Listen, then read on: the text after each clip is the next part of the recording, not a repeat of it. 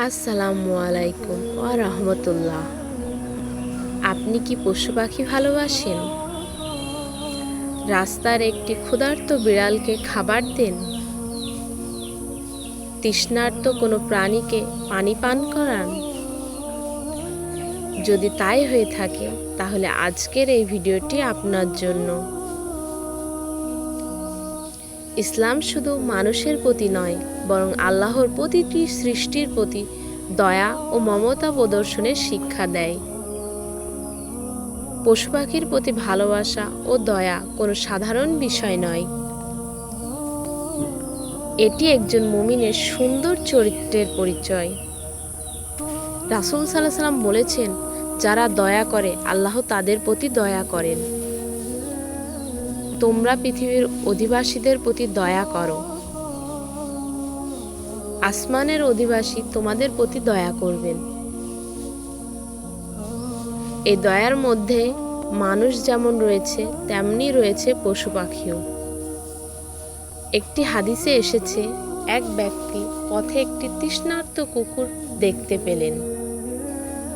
তিনি কূপ থেকে পানি তুলে কুকুরটিকে পান করালেন।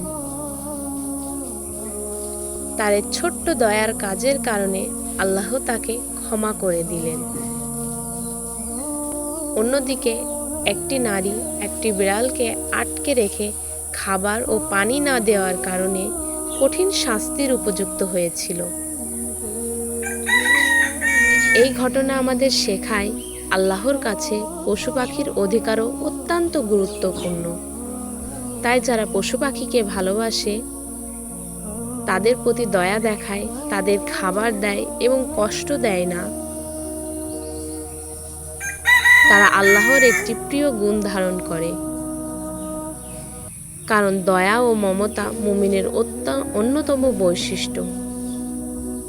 তবে মনে রাখতে হবে, পশু পাখির প্রতি ভালোবাসা যেন আল্লাহর বিধানের বাইরে না যায়। তাদের যত্ন নেওয়া, খাওয়ানো এবং কষ্ট না দেওয়াই ইসলামের শিক্ষা। হয়তো আপনার একটি ছোট্ট দয়ার কাজ, একটি প্রাণীকে খাবার দেওয়া অথবা একটি পাখির জন্য পানির ব্যবস্থা করা আল্লাহর কাছে আপনার মুক্তির কারণ হয়ে যেতে পারে।